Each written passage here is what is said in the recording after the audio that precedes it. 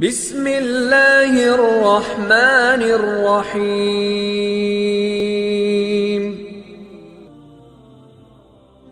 السلام علیکم ورحمۃ اللہ وبرکاتہ۔ الحمد للہ وکفی وسلام علی عبادہ الذین اصطفی، اما بعد، عن معاذ بن الجبل قال اوصانی رسول اللہ صلی اللہ علیہ وسلم بعشر کلمات فقال لا تشرک باللہ وإن قتلت او حرقت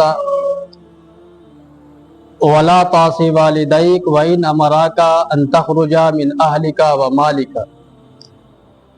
ولا تتركن صلاة مكتوبة متعمدا فإنه من ترك صلاة مكتوبة متعمدا فقد برئت منه ذمة الله ولا تشربن خمرا فإنه رأس كل فاحشة إياك والمعصية فإن بالمعصية حل سخط الله إياك والفرار من الزحف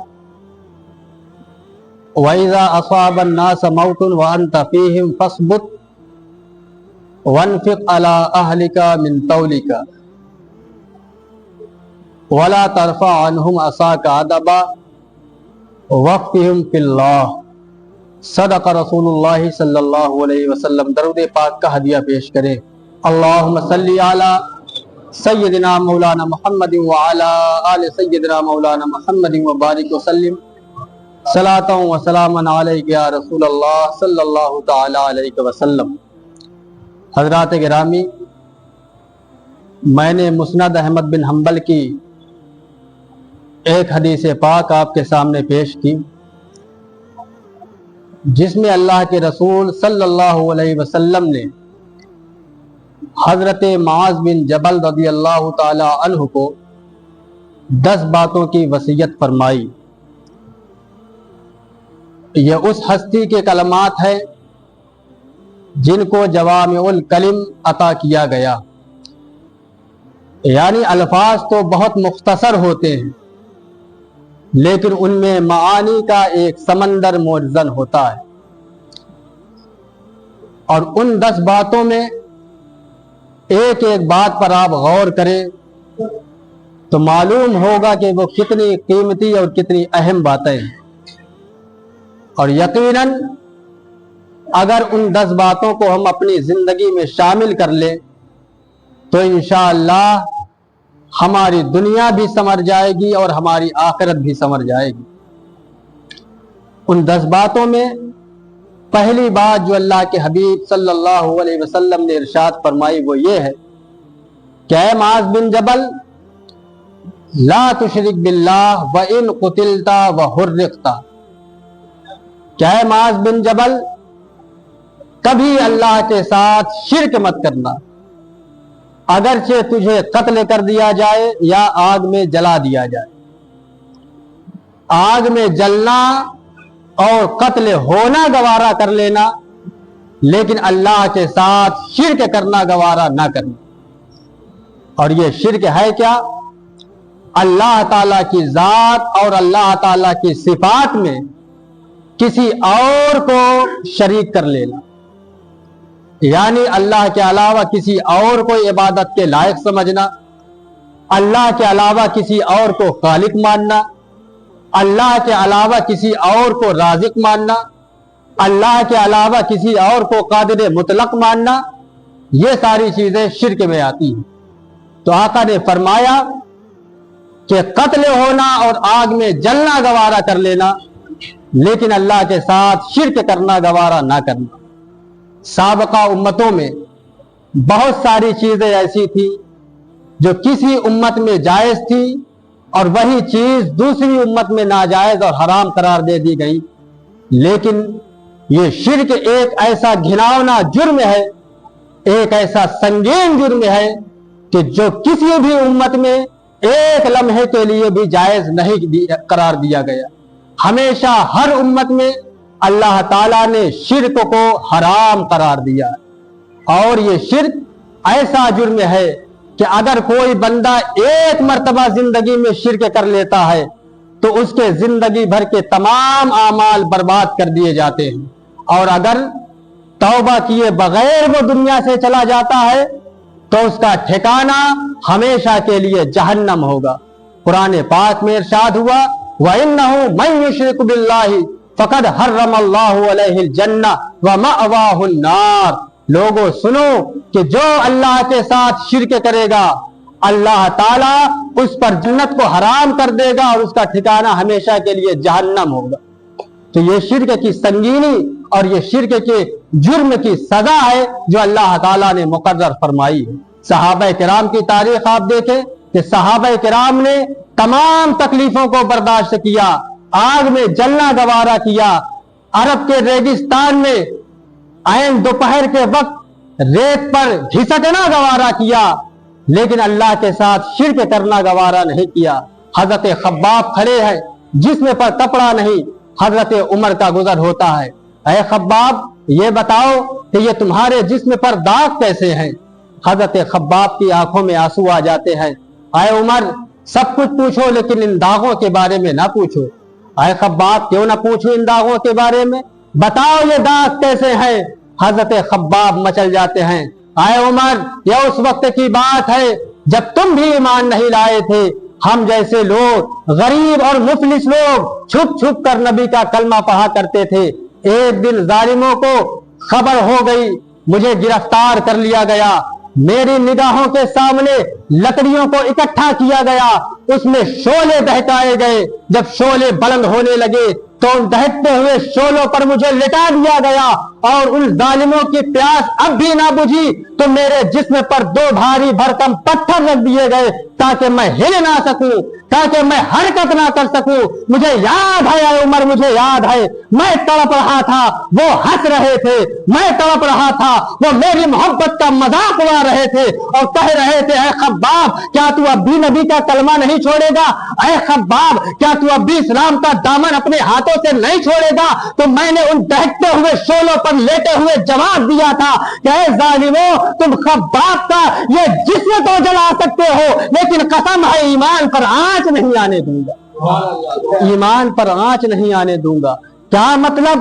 صحابہ کرام نے آگ پر لیٹنا اور انگاروں پر لیٹنا گوارا کر لیا لیکن اسلام کا دامن اپنے ہاتھوں سے چھوڑنا گوارا نہیں کیا۔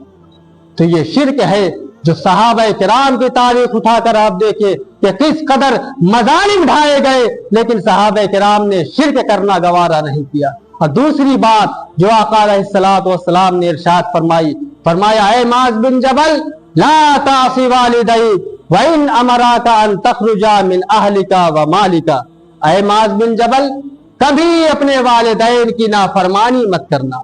اگر وہ تجھے حکم دے کہ گھر چھوڑ کر، مال چھوڑ کر، اولاد کو چھوڑ کر گھر سے نکل جا تو فرمایا گھر سے نکل جانا لیکن والدین کی نافرمانی مت کرنا۔ والدین کا مرتبہ اسلام میں بہت بڑا ہے، اللہ کے بعد سب سے بڑا مرتبہ اور سب سے بڑا درجہ اگر کوئی ہے تو وہ والدین کا، حقوق اللہ کے بعد حقوق الوالدین کا درجہ ہے۔ آقا نے فرمایا الا اخبرکم باکبر الکبائر، اے صحابہ کیا میں تمہیں دو سب سے بڑے گناہوں کے بارے میں نہ بتاؤں؟ سب سے بڑے گناہ کبیرہ میں سے بھی سب سے بڑے گناہ کے بارے میں نہ بتاؤں؟ صحابہ نے عرض کی یا رسول اللہ کیوں نہیں؟ ارشاد فرمائے، آقا نے ارشاد فرمایا الاشراک باللہ وعقوق الوالدین، یاد رکھو گناہ کبیرہ میں سے سب سے بڑا گناہ اللہ کے ساتھ شرک کرنا ہے، اور شرک کے بعد سب سے بڑا گناہ اگر کوئی ہے تو وہ والدین کی نافرمانی کرنا۔ اندازہ لگائیں کہ شرک کے بعد سب سے بڑا گناہ اگر کوئی ہے تو وہ والدین کی نافرمانی ہے۔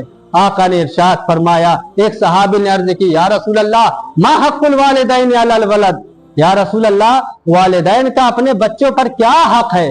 آقا نے ارشاد فرمایا ہما جنتک و نارک، اے شخص سن تیرے والدین ہی تیری جنت بھی ہیں اور تیرے والدین ہی تیری جہنم بھی۔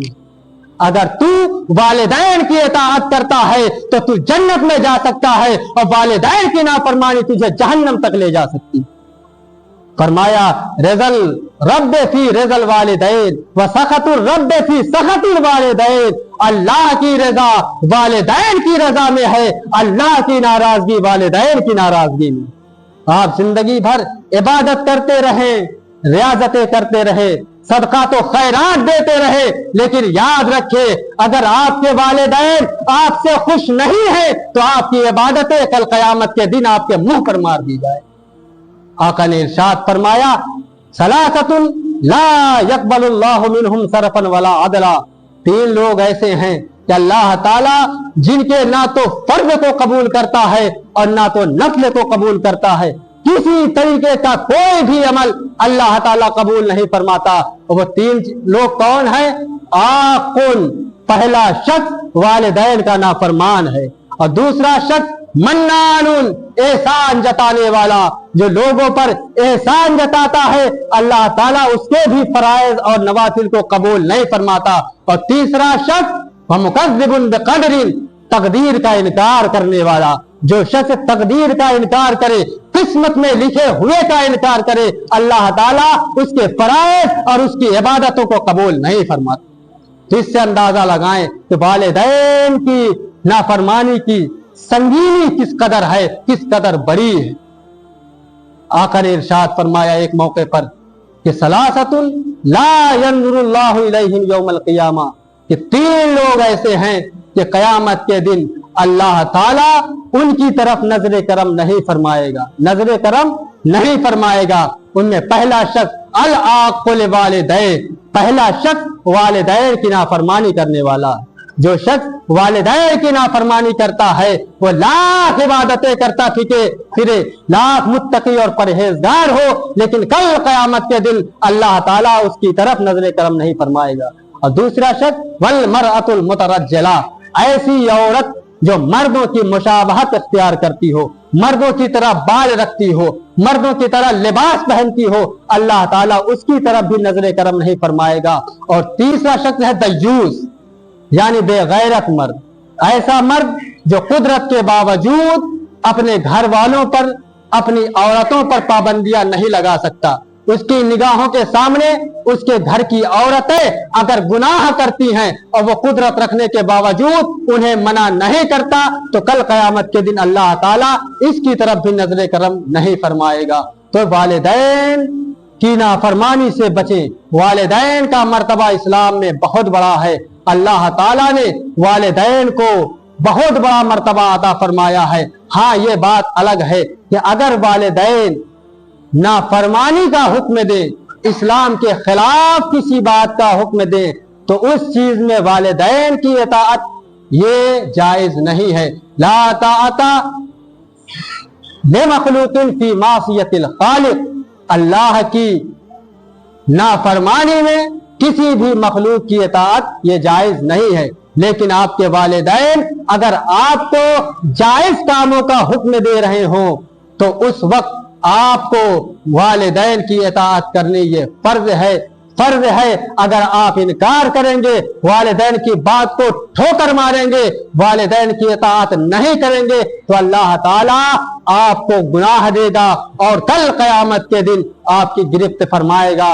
اللہ تعالیٰ سے دعا ہے کہ اللہ تعالیٰ ہمیں شرک سے بچنے کی توفیق عطا فرمائے اور والدین کی نافرمانی سے بچنے کی توفیق عطا فرمائے۔ وما علینا الا البلاغ۔ السلام علیکم۔ اور باقی جو 8 باتیں ہیں وہ جمعہ بجمعہ انشاءاللہ ہوتی رہیں گی۔